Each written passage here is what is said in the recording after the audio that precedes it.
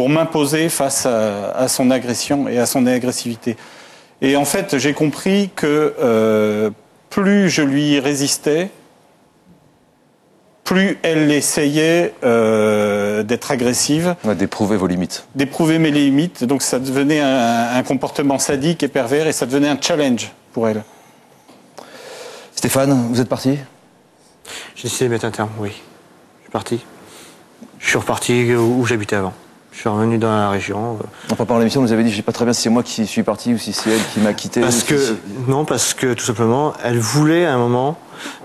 Elle avait aussi cette chose, parce qu'elle me sentait un peu jaloux, aussi, non, une jalousie normale, hein, je veux dire, pas au point de l'empêcher de sortir, pas au point qu'un homme la regarde, parce que je trouve que c'était une jolie femme, donc j'estime qu'on a le droit de la regarder, mais donc elle aimait bien la provoquer. Et à un moment, elle voulait qu'on fasse soi-disant un petit break, mais un break en se fréquentant. C'est-à-dire que je prenne un studio à côté pour qu'elle puisse faire ce qu'elle veut. Ça, pour moi, il en était hors de question. Pour moi, c'était soit on vit ensemble, soit on arrête tout. À partir du moment où elle a vraiment insisté, ben, j'ai dit, bon, dans ces cas-là, c'est terminé. Vous l'aimiez encore au moment de la quitter? Oui. Pierre, vous l'aimiez encore? Je ne sais plus très bien. Parce que j'ai compris que l'amour, c'est une relation amoureuse. Quand on aime quelqu'un, le respect n'est pas négociable. Oui, mais on ne laisse pas à son amour l'écuelle du chien. Mais moi, elle me l'a fait payer. Comment? Comment? Eh ben, le dernier jour qu'on a voulu régler, avant que je parte, puisque je mettais 400 km entre nous et je savais qu'après on ne se reverrait plus, je voulais régler tous les biens qu'on avait achetés ensemble, qu'on règle financièrement, ce que je lui laissais, ce que je reprenais, et pour qu'on parte à zéro, en disant que... Et elle n'a plus voulu. Elle gardait tout, elle voulait tout garder. Et au début, sur le premier dialogue qu'on avait eu, elle était d'accord pour payer la partie qu'il me redevait et garder les meubles. Et après, elle n'était plus d'accord. Ça en est arrivé au point où je devais partir. Donc, j'ai insisté un petit peu. Mon caractère est revenu en disant « Stop, maintenant, je ne me ferai pas rouler dans la farine. » C'est un pâtissier qui parle. Voilà, exact. Je sais très bien que si je m'en vais maintenant et que tu me régleras jamais, donc tu règles maintenant. Elle l'a fait? Non. Elle l'a pas fait. Donc je suis parti quand c'est arrivé là. Moi je suis parti, j'ai dit c'est bon, je laisse tomber, j'en peux plus. Et vous n'êtes jamais revenu? Je suis jamais venu. Depuis 4 ans, vous êtes avec? Je suis avec Christelle. Oui, Christelle. Dans le public. Bonjour Christelle. Bonjour. Bienvenue Christelle.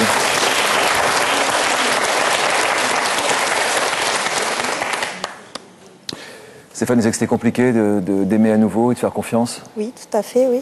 J'en souffre. J'en souffre énormément. Et j'espère que ça va vite changer. Je l'espère beaucoup. Vous connaissez toute l'histoire? Vous avez encore découvert des choses aujourd'hui? Non, je connais l'histoire, oui. Mais là, si vous êtes venu, je pense aussi, c'est pour un moment, il faut évacuer les choses. C'est pour évacuer, je pense, c'est pour en parler. C'est pour en finir, quoi, passer autre chose. Mais puis c'est aussi pour une reconnaissance pour elle, je pense. Vous l'aimez, Christelle? Oui. Ouais. Oui, mais il me le dit pas assez. Non. Il me le dit même pas du tout. Non, je peux pas. Non. Je l'aime à ma façon. Je l'aime à ma façon, avec tout le respect que je lui porte, avec toute la tendresse que j'y aime, avec toute la sincérité que j'ai, avec toute ma fidélité. Je pense que l'amour, c'est ça. Un mot je t'aime, pour moi, c'est pas grand-chose. Je pense que tous les actes à côté... Si c'est pas grand-chose, c'est pas très grave de le dire. C'est pas... Ouais, mais ça a une signification pour certaines personnes qui est énorme. Et je pense que de le prouver, de le montrer, d'être là, d'être présent, C'est sûr que les preuves d'amour, enfin l'amour sans preuve d'amour, c'est pas vraiment de l'amour. Amélie, on était resté à ce mois de réflexion pendant lequel Daniel était parti. Et vous n'aviez pas la certitude que Daniel allait revenir. Je pense que là encore, vous avez eu peur. Qu'avez-vous promis à Daniel pour qu'il revienne? De changer. D'arrêter les crises, Ouais. Et vous avez tenu votre parole? Non. Non. Est-ce qu'il y a un message à faire passer aujourd'hui, Daniel, à votre femme? Et vous, Amélie, qui parliez de déclic. Visiblement, c'est pas la première fois que vous dites que vous avez un déclic. Est-ce que celui-ci, vous êtes sûr que c'est le bon? Là, éventuellement, on a eu un bébé ensemble, qu'on peut pas se permettre de faire n'importe quoi aussi. Donc c'est pas pour Daniel, c'est pour le bébé? Si, c'est pour lui aussi. Mais je veux dire, il y a la petite, elle est là tout le temps, elle voit les disputes. C'est pas... Je suis toujours un peu embêté quand on met les enfants au milieu de tout ça, parce qu'évidemment qu'il faut aimer les enfants, qu'il faut protéger les enfants, c'est la base même du rôle d'un parent. Mais néanmoins, aimer son conjoint parce qu'il y a un petit, respecter son conjoint parce qu'il y a un petit... Non. Si, vous avez dit s'il n'y avait pas cette Non, petite non, fille. c'est pas ça. Je ne vais pas vous embêter, Amélie, mais je vous dis simplement, s'il n'y avait pas de bébé, qu'est-ce que ça, vous pourriez pas tenir votre promesse? Ah, si, je pense. Un bisou. Un bisou.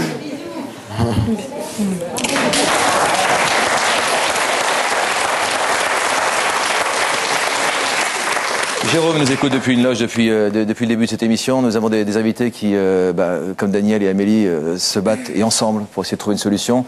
Pierre et Stéphane qui ont fini par partir. Vous êtes toujours au milieu de la tourmente. Qu'est-ce qui vous a marqué le plus dans les histoires que vous avez entendues?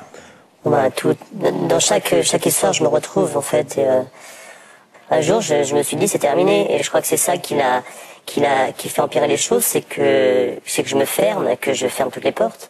Vous y êtes en ce moment, vous? Oui. Qu'est-ce qui pourrait vous décider à quitter cette femme qui vous empêche de vivre et qui vous terrorise depuis 10 ans? Eh ben, je ne sais pas, je cherche. Je ne sais pas du tout. Qu'est-ce qui vous retient auprès d'elle? Je sais pas, j'ai pas la force, j'ai plus la force en fait. Je crois qu'elle m'a pris aussi ma force et. Plus la force de partir? La force de partir, oui. Elle m'a détruit. De toute façon, je me sens détruit et je. Vous l'aimez encore? Je la respecte. J'ai pas de colère contre elle. Et vous vivez la peur au ventre et vous vivez en ayant l'impression de disparaître un peu plus chaque jour pourtant. Et vous l'aimez et vous la respectez. Pour moi, c'est plus mon épouse. Non, c'est pas possible, je peux pas.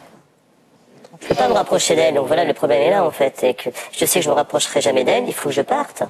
Il faut que vous partiez ou pas? Mais je ne peux pas partir. Je suis bloqué, je suis au pied d'un mur. Stéphane, vous avez le droit de dire un conseil si vous dites je t'aime à Christelle d'abord. Ouais. Si d'abord vous dites je t'aime à Christelle. Je pense que si je le dis maintenant, ça sera pas sincère. Ça viendra. Je pense qu'il y a des blessures qui mettent le temps à se cicatriser et ça viendra un jour parce que il y a quelque chose qui est là et ça viendra. Elle le sait, c'est pour ça qu'elle. Une prochaine fois. Je vous le souhaite à tous les deux parce que ça fait toujours plaisir à entendre et puis finalement ça fait assez plaisir à dire aussi. C'est vrai, hein, quand on arrive à le dire. Les conseils d'Yvonne pour ce jeune homme qui ne trouve pas la force de partir et puis pour tous ceux qui sont. Alors c'est vrai, on l'a dit, prendre conscience de la maltraitance psychologique parce que c'est une vérité. Les personnes qui maltraitent quelque part ont besoin d'un pouvoir pour se réassurer. Ce sont des personnes qui sont très fragiles et qui n'ont pas d'identité et vides d'émotions. Difficulté à aimer pour ces personnes qui maltraitent. Donc savoir reconnaître que c'est pas eux qui sont dans la pathologie, mais les borderline sont de l'autre côté. Les borderline, c'est les personnalités. C'est entre la névrose et la psychose, quoi. Exactement. C'est vraiment entre... On est un petit peu sur ce rail-là, donc c'est très difficile. Donc elles peuvent faire peur. Rompre l'isolement parce que ces personnalités ont tendance à isoler leurs partenaires de leur famille, de leurs amis, afin de mieux les contrôler, mieux les posséder. Et donc se faire aider, ça on l'a vu. Se réaffirmer. Alors je crois que le maître mot, c'est vraiment reprendre confiance en soi, parce qu'on a l'impression qu'on n'a plus de désir, qu'on n'est plus désirant. C'est-à-dire que toutes les personnalités qui tombent, c'est difficile à dire, mais je crois que c'est vrai. C'est facile à dire, mais c'est difficile à faire. Oui, parce que c'est du boulot. C'est du boulot, mais on n'est plus désirant, c'est-à-dire qu'on n'a plus de désir. Et ça, c'est très très difficile. C'est comme si on se sent coupé de ses émotions et coupé de soi. Donc ça c'est pour les personnalités difficiles. Néanmoins, il y a Deuxième aussi série les de hommes. conseils, donc aux hommes qui se laissent mener par le bout du nez, se réaffirmer aussi. Poser des limites, et puis effectivement retrouver un petit peu de domination. Parce qu'il faut savoir que les femmes... Qu'est-ce que vous appelez un petit peu de domination? Je crois que les femmes aiment beaucoup la maîtrise chez les hommes. Et je crois que les personnalités dont on a parlé, qu'est-ce qu'elles veulent? Elles veulent un maître qu'elles puissent dominer et castrer. Donc, il faut quand même rester un petit peu la colonne vertébrale dans le couple. C'est très important. Et dialoguer, bien sûr, avec sa conjointe quand la personnalité n'est pas un petit peu trop pathologique pour régler les problèmes.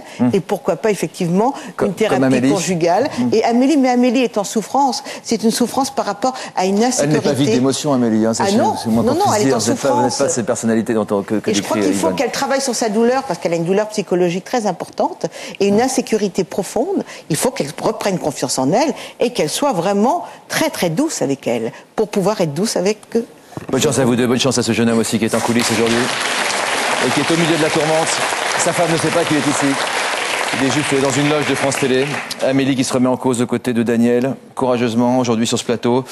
Pour conclure aujourd'hui, je citerai le sage avertissement dit par Edgar Allan Poe, qui disait « Des années d'amour peuvent être effacées par la haine d'une seule minute. Alors attention aux mots qui font mal, qui laissent des traces.